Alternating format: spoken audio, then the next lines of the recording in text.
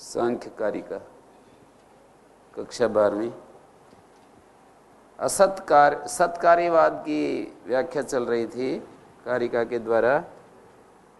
सांख्य सूत्रों में भी ये इस विषय में कुछ सूत्र हैं, उनको मैं आपके सामने रख रहा हूं। ना असद उत्पादो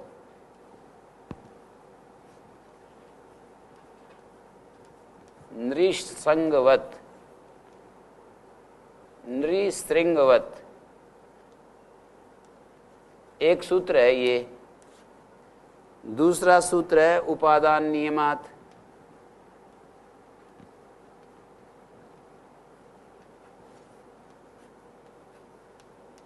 ये दूसरा सूत्र है।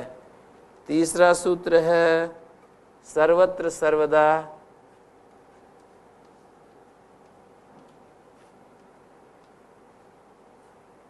सर्वासंभवात।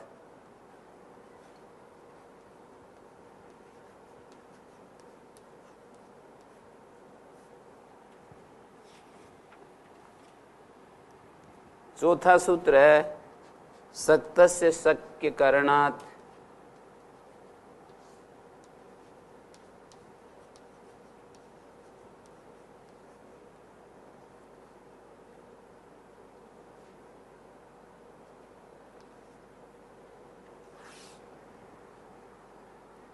और अगला सूत्र है कारण भावाच्य। ये 5 सूत्र हैं, इन्हीं को सांख्य कारिका में हेतु के रूप में उपस्थित किया है। सत्कार्य है।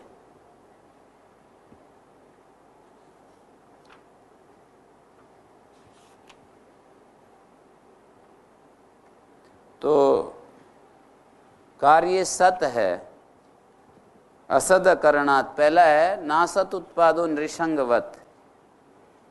कैसे कार्य सत है? तो सर्वथा अविद्यमान जो बिल्कुल नहीं है उसका उत्पाद, उसकी उत्पत्ति नहीं होती।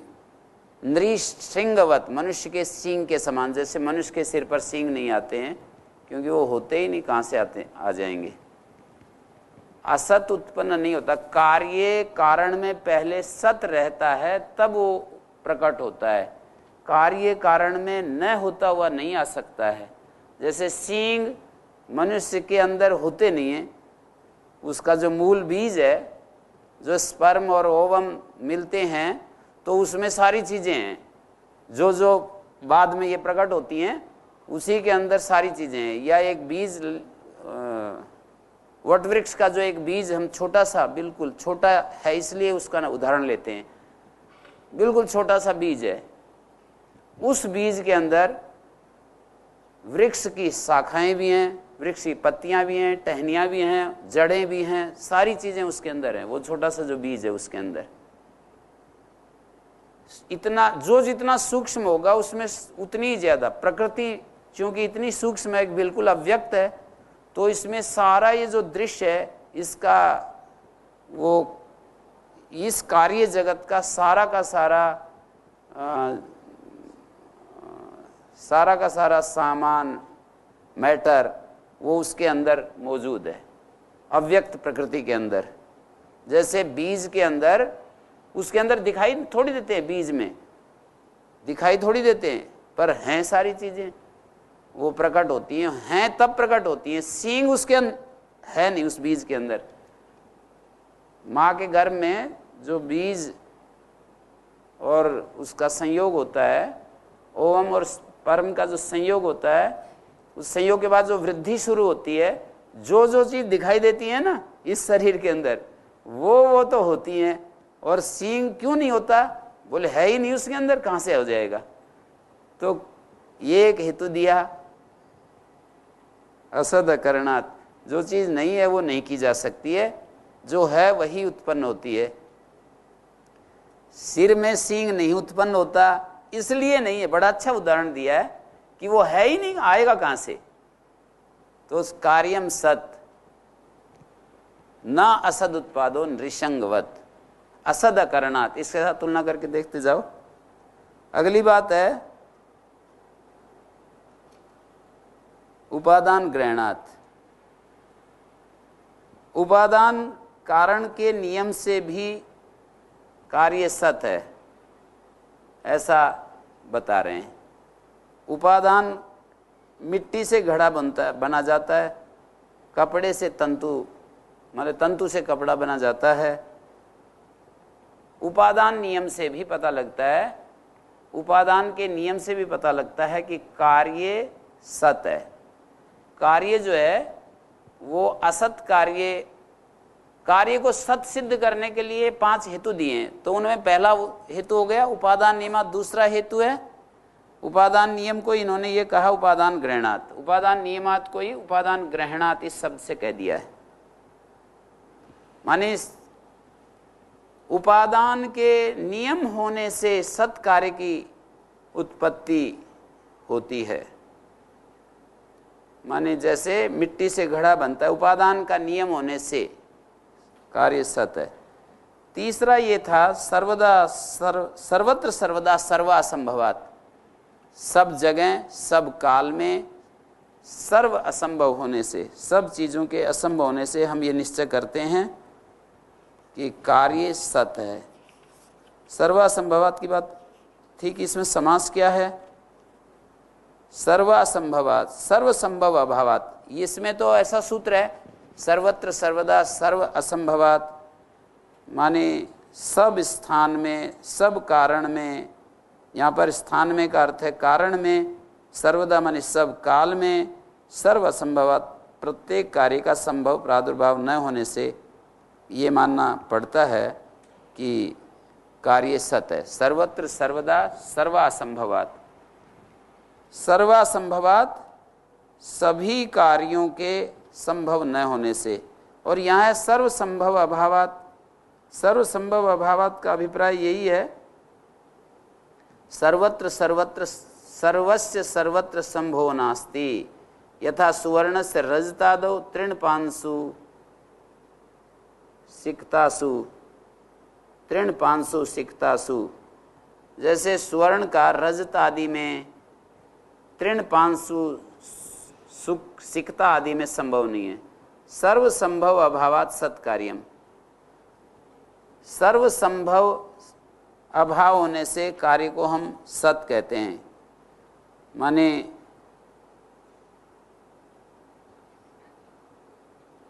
जिस किसी एक उपादान कारण से सारे कार्यों की उत्पत्ति होना संभव नहीं है। सर्व संभव अभावात कार्य को सत कहते हैं। सभी संभव, सभी चीजों के संभव होने के अभाव होने से, सर्वस्य सर्वत्र, सर्वत्र अध्याय कर लेंगे, संभवस्य अभावात, संभवो नास्ति, संभवो नास्ति को ही संभव अभावात कह दिया। सर्वत्र सर्वस्य, सर्वस्य सर्वत्र संभवो नास्ति, सर्व संभव अभावात। और अगली बात कही सक्तस्य शक्य करना, जिस कारण में जिस कार्य को उत्पन्न करने की शक्ति होती है ना, उसी से वो कार्य उत्पन्न होता है। सभी चीज़ों से सभी चीज़ें पैदा नहीं हो सकती हैं। शक्तस्य शक्य करना तो वैसे के वैसे उठा करके दे दिया है। शक्त का अर्थ है जो कारण जिस कार्य को उत्पन्न करने में शक्तिमान होता है, उसी शक्त कारण से शक्य कार्य उत्पन्न होने के कारण हम ये कहते हैं कि कार्य सत है। सभी चीज़ों से सभी चीज़ें पैदा नहीं होती हैं। शक्तस्य शक्य करना, जिसमें उत्पादन की सामर्थ्य निहित है, उसी शक्त से, शक्त का अर्थ होता है शक्ति विशिष्ट, शक्ति विशिष्ट से ही शक्य कार्य उत्पन्न होता है। जैसे शक्य मृत्तिका से शक्य घट की उत्पत्ति होती है, तो शक्य घट को उत्पन्न करने की शक्ति उस मिट्टी में है, तो कुंभकार मिट्टी से घड़े का निर्माण कर देता है। कार्य कारण में शक्य शक्त संबंध तभी हो सकता है जब दोनों सत हों। एक सत हो और दूसरा असत हो तो उनमें संबंध नहीं बनेगा, तो कार्य की सदरूपता सिद्ध होती है। कार्य भी सत है और कारण भी सत है, तो दोनों में सक्त शक्य संबंध बन जाता है। सक्त और शक्य जो संबंध है वो दोनों में बन जाता है। कारण और कार्य के बीच में जो एक संबंध बनना चाहिए कि इस शक्तिमान से ये शक्य उत्पन्न हो रहा है जी। उपादान नियमात, हाँ वो घुमा घुमा करके एक बात को समझा रहे हैं। उपादान नियमात में भी यही बात कही है कि उपादान का नियम होने से, मानी घड़े से ही, मिट्टी से ही घड़ा बनता है, तंतु से घड़ा नहीं बनता। उपादान का नियम होने से उसी को घुमा करके कह दिया कि संबंध को दिखा दिया यहाँ कि सक्त और शक्य जो संबंध होता है ना, एक दो चीजों के बीच में जो संबंध होता है, कारण कार्य के बीच में जो संबंध होता है वो सत का सत के साथ संबंध हो सकता है। कार्य तो असत हो और कारण सत हो, फिर संबंध ही नहीं बना। वो तो संबंध हमें बनाने के लिए ये बताना पड़ता है कि कार्य सत है, कारण के अंदर है। क्या हेतु है इसमें? तो ये कह रहे हैं कि सभी चीजों से सभी चीजें नहीं बनती। शक्तस्य, जिस चीज में उस चीज को बनाने की शक्ति है वही उस चीज को पैदा करती है। शक्तस्य शक्य करणात्, शक्तस्य शक्य करणात् माने जिस कारण में जिस कार्य को उत्पन्न करने की शक्ति निहित रहती है उसी शक्त कारण से, शक्तस्य शक्तिमान जो कारण है उससे शक्य कार्य प्राप्त किया जाता है। और आगे एक और हेतु दिया, कारण भावाच्य, ये भी वैसे उठा करके दे दिया। कारण भावाच्य, कारण में पाए जाने वाले गुण उसके कार्य में भी अनुप्रविष्ट रहने से, कारण में जिन कार्यों जिन गुणों को हम देखते हैं वे गुण कार्य में भी अनुप्रविष्ट रहते हैं।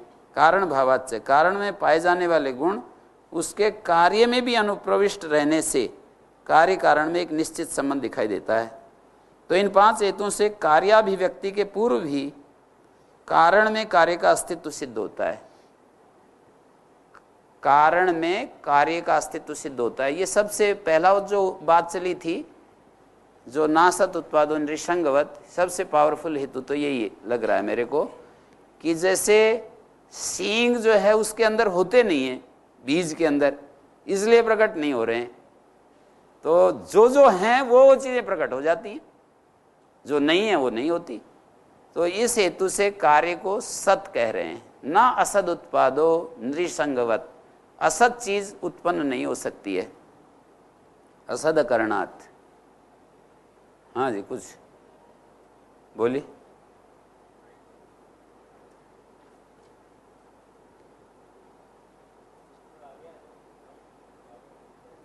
थोड़ा आगे हो जाओ। ओम। गुरुजी, अभी आपने बताया कि इसमें जो कार्य है वो सत है और कारण वो भी सत है।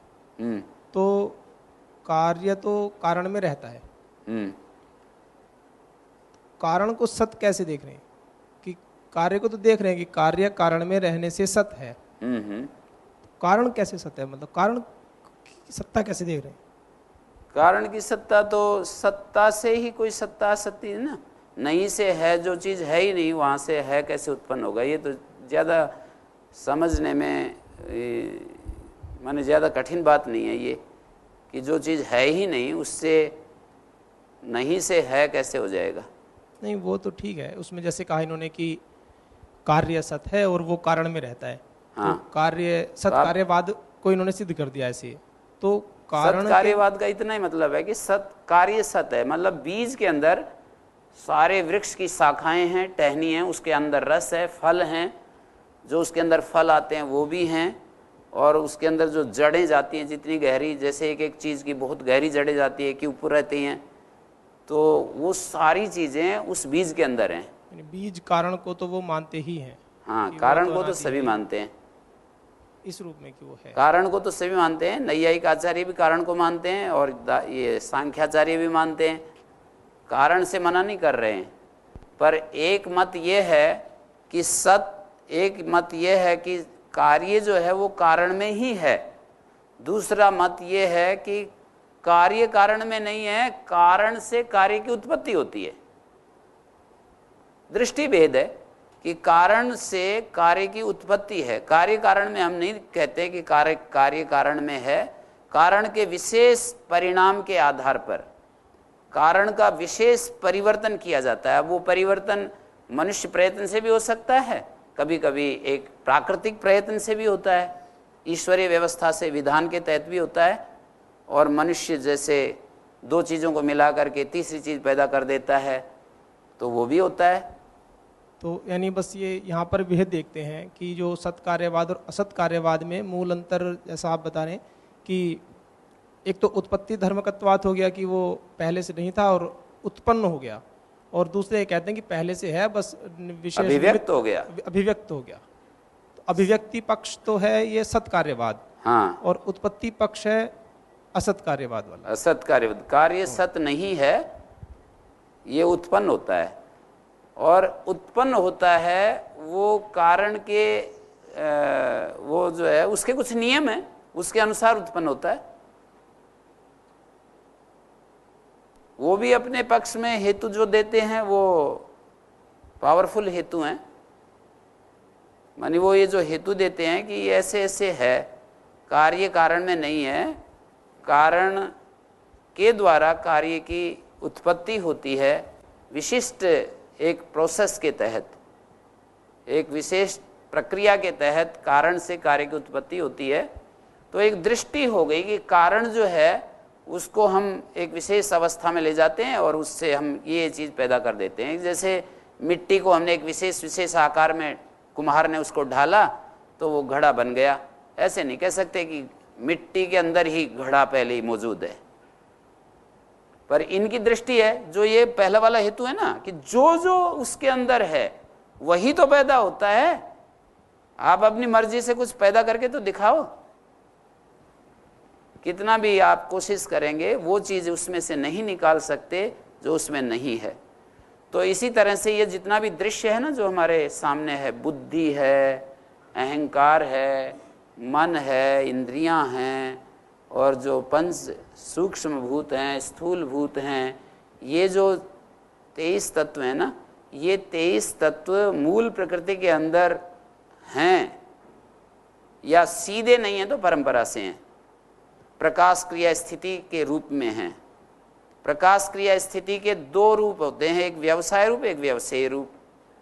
तो उसमें जो पदार्थ हमारे सामने अभिव्यक्त होते हैं ना, ये व्यवसाय रूप है। मानी प्रकाश का अर्थ होता है कि जैसे पहचानने में आती है चीजें, ये है, ये है, ये है, ऐसे पहचानने में आ रही है ना, जो ये उनका प्रकाश गुण, और इनमें परिवर्तन हो रहा है निरंतर। और प्रकाश और परिवर्तन को एक चीज ऐसी भी है कि परिवर्तन इतना जल्दी नहीं हो रहा है कि बिल्कुल नष्ट ही हो जाए, उसको स्टेबल भी कर किए हुए है। प्रकाश क्रिया स्थिति को मैं ऐसे देख रहा हूं कि प्रकाश क्रिया स्थिति, क्रिया इतनी ज्यादा हो जाए तो एक क्षण में ये तो सब भस्म हो जाएगा, वो खत्म हो जाएगा। तो वो जो तीसरा चीज है ना, जो तमस है, तमस, उस तमस के द्वारा ये प्रकाश और क्रिया को स्टेबल किया हुआ है, उसको स्थिति दी, आधार दिया हुआ है। तमस हमेशा एक खराब चीज है, ऐसे अर्थ में नहीं बोल रहा हूं, माने इन तीनों के सम्मिलित राइट प्रोपोर्शन में, इनके ठीक प्रोपोर्शन में एक बड़ा सुंदर ये व्यवस्था चल रही है। तो प्रकाश से तो ये अभिव्यक्ति हो रही है, सत बुद्धि उत्पन्न हो रही है बुद्धि उत्पन्न हो रही है। सत्व का अर्थ ही होता है, सत मानी जो है कह करके जिसको जाना जाए। सत शब्द है के साथ जुड़ा है, सत्व। और रजस जैसे धूली होती है, और वो धूली कण जो हैं जैसे कि गति के कारण से जैसे चीजें धूमिल धूमिल दिखाई देती हैं, और तमस अंधेरा का वाचक है। तो सत्व रजतम, इसके अंदर सबसे पहली जो अभिव्यक्ति है सत्व रजतम, वो हमारी बुद्धि के रूप में होती है। जो जीव के पास जो बुद्धि होती है, ईश्वर की जो ज्ञान शक्ति है, अथाह ज्ञान शक्ति, अनंत ज्ञान शक्ति, अपरिमित ज्ञान शक्ति, वो उस प्रकृति का ही प्रथम परिणाम है। जो इस प्रकृति में नियम काम कर रहे हैं ना तरह तरह के, ये नियम उस ज्ञान शक्ति के ही परिणाम है। ये जो इस सृष्टि में व्यापक रूप से जो नियम काम कर रहे हैं, अणु परमाणु में, एक एक सेल में, पेड़ पौधों में, सारे इस उसमें वो सारे के सारे जो नियम काम कर रहे हैं वो उस महत, उस बुद्धि शक्ति के कारण से ही काम कर रहे हैं। हाँ जी गुरुजी, एक तो ये बात आई कि मूल प्रकृति में सब उत्पन्न होने का सामर्थ्य है उसमें। जी जी। और एक ये बात आई कि मनुष्य मस्तिष्क में सिंह उत्पन्न होने का सामर्थ्य नहीं है। जी।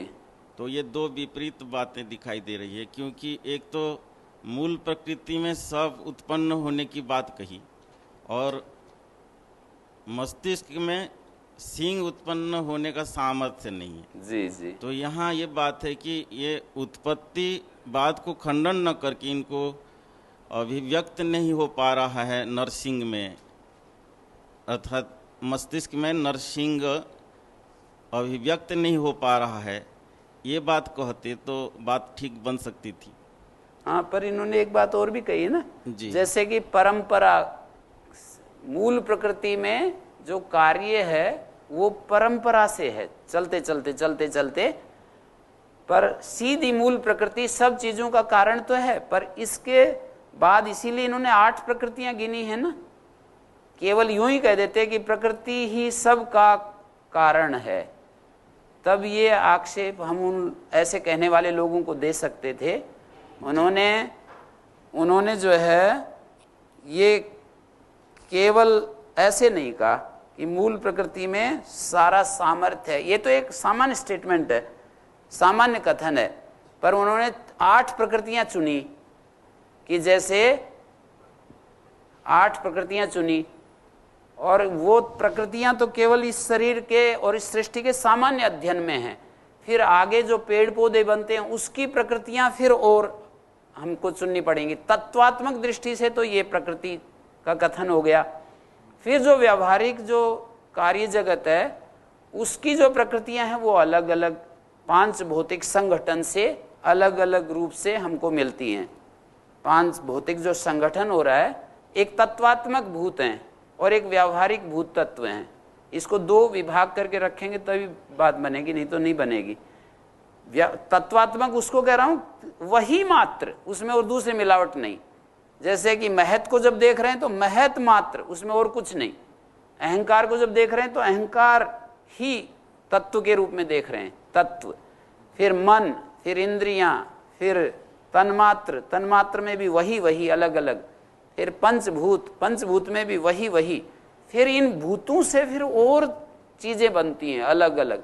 तो उसके अलग अलग ये जो निर्माण है इस सृष्टि का, आगे का जो निर्माण है, इसमें फिर वो ये जो नृसिंह का उदाहरण दिया तो वो कारण नहीं है, वो जो द्रव्य है वो उसका कारण नहीं है। तो मूल प्रकृति जो है वो 8 भाग में बंट रहे हैं, या जी वो एक प्रकार सत्वरजतम यही प्रकार ही है? हाँ, मूल प्रकृति तो हो गई प्रकाश क्रिया स्थिति। ये जो मूल धर्म है ये तो अन्वित हो रहा है सारी आखिरी तक। जी, और इस मूल धर्म में सभी हैं। एक तो ये बात जी, सत्वरजतम रूप जो समाहार है जिसको हम प्रकृति कह रहे हैं, उसमें सभी है और उससे बनता है मानव मस्तिष्क, तो उसमें भी सभी है। फिर मानव मस्तिष्क में केवल मानव मस्तिष्क में जो बना, उस मानव मस्तिष्क में ज्ञान, क्रिया और स्थिति ऐसे समझें। जो मानव मस्तिष्क जो मैं कह रहा था कि ज्ञान रूप को मैं अभी नहीं ले रहा, जो जिससे सिंह उत्पन्न हो सकता है, ऐसा जो मानव मस्तिष्क उपादान कारणभूत नहीं, उसको तो उपादान कारण को इन्होंने परिभाषित किया ना, ज्ञान, क्रिया और स्थिति। सत्व रजस ज्ञान, क्रिया और स्थिति, इससे तो ये द्रव्य कैसे बन गए? गाय के सिर से भी सिंह नहीं उत्पन्न होगा, तो उसको ऐसे ही करेंगे ना,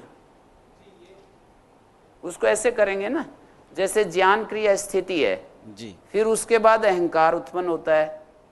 ज्ञान, क्रिया, स्थिति से वो जो बुद्धि है वो सघन होती है, किसी यही तो विचार करने की आजकल वैज्ञानिकों ने हमारे को बहुत समझने में सुविधा कर दी है कि मन में एक विचार होता है और उस विचार के तहत एक रस पैदा हो जाता है। हर मन रस में तो विचार, वो प्रकृति में पैदा होगी ना। हाँ, वो विचार भी प्रकृति रूप है, ज्ञान के रूप में है, और एक केमिकल पैदा हो जाता है, एक रस पैदा हो जाता है। विचार तो ज्ञान के रूप में है जी, और केमिकल उसका एक, और वो ज्ञान रूप भी जो स्थिति थी वो भी मूल प्रकृति में थी ही जी, और मूल प्रकृति में थी तो मानव मस्तिष्क में भी है और अपने गाय के मस्तिष्क में भी है। मूल प्रकृति को ऐसे समझना पड़ेगा, ज्ञान क्रिया स्थिति रूप में।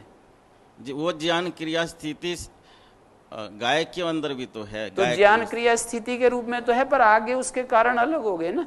जैसे बुद्धि का कारण अहंकार हो गया, अहंकार का कारण तन मात्र हो गए, तन मात्र का कारण फिर 5 भौतिक जगत हो गया, 5 भौतिक जगत के ऊपर फिर और एक कारण ये काम कर रहा है, एक नियम काम कर रहे हैं, और उसके द्वारा जो निर्मित हुआ तब जा करके ये तो मनुष्य मस्तिष्क, ये गाय का मस्तिष्क, ये इसका मस्तिष्क का मस्तिष्क, इतना जागे आगे जा करके होगा ये जी। कोई भी मस्तिष्क हो, किंतु अंततः गत्वा जब मूल प्रकृति में चले जाते हैं वहाँ सब हैं, ये मानना पड़ रहा है। ये नहीं, वो तो उसको समझ, मैं तो अलग ढंग से थोड़ा सा देख रहा हूँ हट करके जी। ज्ञान क्रिया स्थिति के रूप में देख रहा हूँ केवल, और उस ज्ञान क्रिया स्थिति से अहंकार मतलब महत बुद्धि तत्व अभिव्यक्त हुआ, बुद्धि तत्व से अहंकार अभिव्यक्त हुआ, अहंकार से तन्मात्र अभिव्यक्त हुए, उत्तर उत्तर कारण, नहीं तो ये अलग कारण करने की जरूरत नहीं पड़ रही ना। जो ज्ञान कर्म और स्थिति कह रहे हैं आप गुरुजी जी, वो मूल प्रकृति में आप मान रहे हैं या नहीं मान रहे हैं? मूल प्रकृति तो वो स्वरूप, ये मूल प्रकृति कोई अलग नहीं है ना। अच्छा, मान लिए ये अलग नहीं है, ऐसे समझो पहले तो। ये धर्म नहीं है, ये धर्मी नहीं है। सांख्य का एक सूत्र है, सत्वादी नाम अतद धर्मत्वम ताद रूप्यात। ये सत्वरजतम किसी मूल प्रकृति के धर्म नहीं है। सूत्र प्रमाण दे रहा हूं कि सत्वादी किसी मूल प्रकृति के धर्म नहीं है। ये सत्वादी ही प्रकृति है, सत्वरजतम ही प्रकृति है जी। वही प्रकृति हुए तो उसमें थे ये सारे, तभी उत्पन्न हुए हैं, अभिव्यक्त हुए हैं। और फिर हम ये कह रहे हैं कि मानव मस्तिष्क में नहीं था इसीलिए नहीं हुआ। ये कहा जा सकता था इनके द्वारा कि अभिव्यक्त नहीं हुआ, इससे उत्पत्तिवाद का खंडन भी नहीं हो पा रहा। उनका इतनी बात हुई थी कि वो अभिव्यक्त नहीं हुआ है, और गाय के सिर पर तो अभिव्यक्त हो जाता है, मानव में नहीं हो पाता। इतना कहते तो ठीक होता, किंतु ये पूरा आगे जोर लगा दिए हैं कि उत्पत्ति बात ही गलत है। दृष्टि नहीं ऐसे नहीं, ये दृष्टांत तो आंशिक होता है, और बहुत आगे स्थूल उदाहरण दिया है, ये आगे की स्थिति पकड़ करके उदाहरण दिया है। हाँ जी जी, दोनों को मिलाया जा रहा है कि यहाँ पर जो कारण बताया जा रहा है कि कारण से ही कार्य होता है जी, जो कारण में नहीं है वो कार्य में नहीं होता है जी। तो ये जो सिद्धांत है, ये सिद्धांत केवल मूल प्रकृति को लेकर के नहीं बताया जा रहा है जी। और आप आचार्य जी जो है इस पूरे सिद्धांत को मूल प्रकृति के ऊपर ले जाकर के देख रहे हैं। जी जी। अब नृशृंगवत जो कहा है, तो मनुष्य में सींग पैदा नहीं हो सकते। क्यों नहीं हो सकते? क्योंकि कारण में सींग नहीं है। अब इनका प्रश्न है कि कारण में तो सींग है, तो ये देख रहे हैं सत्वर स्तंभ को। यह सत्वर स्तंभ आधार नहीं है, आधार तो शरीर का। आगे चल कर नहीं, आगे पीछे हमको नहीं जाना है। आगे पीछे आप जा रहे हैं इसलिए इनको समस्या हो रही है। यहाँ आगे पीछे को मतलब ही नहीं, केवल हमको ये देखना है आधार बनाया है पंचमाभूतों को। पंचमाभूत आधार है और आधे है शरीर। तो आगे तो चलेंगे ना? नहीं, आगे पीछे नहीं जाना है। पंचमहाभूत जैसे हम केवल कारण को देखना है और कार्य को देखना है। अब कारण तो सत्वर स्तंभ भी कारण है। किसका कारण है सत्वर स्तंभ? महतत्व का कारण है, शरीर का कारण नहीं है जी। शरीर का कारण सत्वर स्तंभ नहीं है। सत्वर स्तंभ केवल महत का है। महत में दिखाइएगा। तो अब महत कारण है अहंकार का। अहंकार इसलिए है क्योंकि वो महत में है। फिर अहंकार कारण है तन्मात्राओं का। तन्मात्राओं में जो है वो अहंकार में है। फिर आइए पंचमाभूत, पंचमाभूत में जो है वो तन्मात्राओं में है। हम जब पंचमाभूतों को देखना है तो तन्मात्राओं को ही देखना है, उसके पीछे जाना नहीं है, क्योंकि आधार एक को बनाया जा रहा है। अब आधार का आधार नहीं पूछ सकते, जिसको आपने आधार बनाया है उस आधार से जो बन रहा है उसी आधार तक ही रहना, उससे पीछे क्यों जा रहे हैं? स्वामी जी पीछे तो जाना पड़ेगा, क्योंकि पीछे हमने ये सिद्धांत बना दिया है कि सब चीज मूल प्रकृति में है, या यही वचन गलत हो रहा है। अच्छा। ये जो सिद्धांत बताया जा रहा है ये नहीं बताया जा रहा है कि ये मूल प्रकृति को लेकर के सिद्धांत बताया जा रहा है। कहाँ पर है बताया जा रहा है, वो बताइए, पहले स्पष्ट करिए कि ये सारी चीज जो उत्पन्न होते हैं वो कहाँ पर है, जहाँ ये अभिव्यक्त हो जाते हैं वो है कहाँ पर, ये पहला प्रश्न। यदि आप कहेंगे कि वो मूल प्रकृति में नहीं है तो मैं पूछूंगा तो आप ये उत्तर देंगे अंततः गत्वा संभवतः कि वो फिर पंचभूत में है। मैं वहीं से प्रश्न फिर उठा दूंगा, प्रश्न तो अनवरत चलता रहेगा। नहीं, आधार देखिए, आधार को लेकर के तो प्रश्न होगा ना जी। हाँ, आधार किसको मान रहे हैं, ये पूरी जो सिद्धांत बताए यहाँ पर इन सूत्रों में, आधार तो केवल पंचमाभूतों को लेकर के बताया जाए जी। आधार आप किसको मान रहे हैं? ये सूर्य चंद्र तारा ग्रह जो भी दिखाई दे रहा है, सींग दिखाई दे रहे हैं या हड्डी रक्त मांस कुछ भी दिखाई दे रहा है, इसका आधार क्या है, ये एक प्रश्न रहेगा। फिर अगर ऐसा देखेंगे तो प्रश्न का समाधान 3 कालों में नहीं हो सकता जी, क्योंकि जब आप नृसिंहवत को आप देख रहे हैं मूल प्रकृति में जाकर के, अच्छा, तो तब तो ठीक है, सभी कुछ है। एक आएगी कि 3 काल में यदि संभावना नहीं है उत्तर का, तो फिर अभिव्यक्तिवाद को हम कैसे सिद्ध कर सकेंगे, ये एक बात आ जाएगी। केवल इतना ही कहा जा रहा है कि जो अभिव्यक्त हो रहा है वो कारण में होता है, इसलिए अभिव्यक्त हो रहा है, बस इतनी बात कही जा रही है। ये नहीं कहा जा रहा है कि आप मूल प्रकृति को देखो और यहाँ वो क्यों अभिव्यक्त नहीं हो रहा है। मनुष्य में सींग है, क्यों है? क्योंकि सत्वरस्तम तो सभी में है, तो मनुष्य में भी सत्वरस्तम है, इसलिए मनुष्य में भी सींग है, अभिव्यक्त होना चाहिए। अब इसका समाधान कौन करेगा? इसका समाधान तो हो ही नहीं सकता। हम यही कहेंगे मनुष्य का जो कारण है उसमें है नहीं है सींग,